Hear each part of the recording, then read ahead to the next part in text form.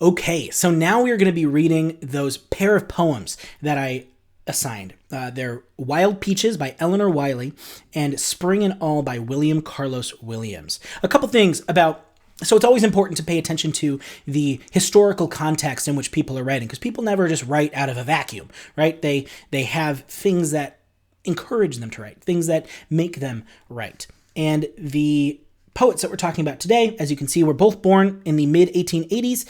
Elinor Wylie died kind of early in 1928. William Carlos Williams lived a little bit longer to 1963. But both of them are writing in the modernist age, what we call the modernist era of English literature. The modernists were scared of a lot of things, but mostly they were afraid of technological advancement and what that might mean for humans, right? So they're looking back a little bit at they come out of the Romantics. The Romantics saw the horrors of the Industrial Revolution, what that did to people, children, and the kind of the bad side of capitalism that encourages, employers not to care about their employees, right? They would go into factories, you get your hand cut off, and tough luck, see you later, I'm not going to help you pay for that because you're no longer useful to me. That, in turn, created a lot of different legislation that could regulate those companies and say, hey, you can't just have a dangerous working environment that has your employees losing hands and give them nothing. It also helped have government safety nets for people who were working in those sorts of situations. Now we have workers' comp, disability pay that the government will provide for you in case you do get injured on the job. But your employer is also held to, hold higher standards. Why am I talking about all of this? Because in the early 1800s, late 1700s, the big move was Romanticism. And the Romantics completely, unabashedly loved nature. We've read a couple of Romantic poems, I don't know if you really remember, but they really go over the power and beauty of nature and how nature is so refreshing and energizing, and you can learn so much from it. That's what they were responding to. Later in that century, we get a lot of move away from that sort of hoity-toity, I love nature, not hoity-toity, sorry, the hippie, free love, nature, man, into more of a rationalist look where they're trying to unpack things through reading and through logic and things like that. You get the Enlightenment, this rationalist move.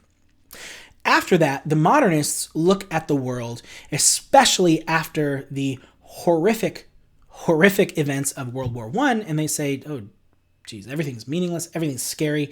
Technological advancement, unlike the thinkers of the 19th century thought, doesn't lead to good things. It, in fact, leads to horror and mustard gas and nerve gas and terrifying human death on a scale that has never been known through war before.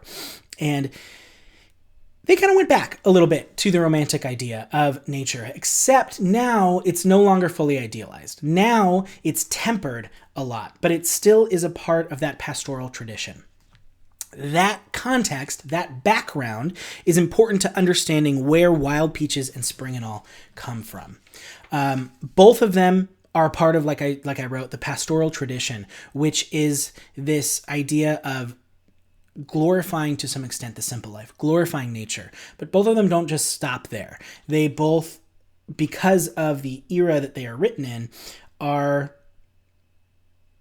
much less certain. And there's development of conflict within there, and we'll see where that is. Wild Peaches is written as 3 perfect sonnets.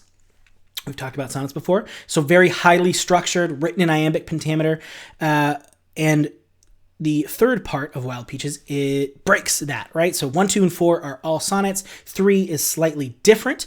We'll talk about what she might be doing there. And then William Carlos Williams really pushed away a lot of those conventions of poetry and didn't think that you really needed to stick to those rules very much. The modernists were all about breaking rules as much as possible. And then, of course, the postmoderns will be deconstructing all of the rules, and I'm sure we'll talk about them in a little bit. But for now, I hope you enjoyed these 2 poems, and I'm only giving you these 2 things plus the analysis questions for the next 2 days. So please, please, please take your time with them. Really read them closely. Really make sure that you unpack these poems. They probably will take a little bit. You probably won't understand them right away. And I'm giving you the time so that you can read it a couple times and really make sure that you understand it. Okay, I'm going to go through each poem in my next videos and hopefully help you unpack them. Thanks, guys. See ya.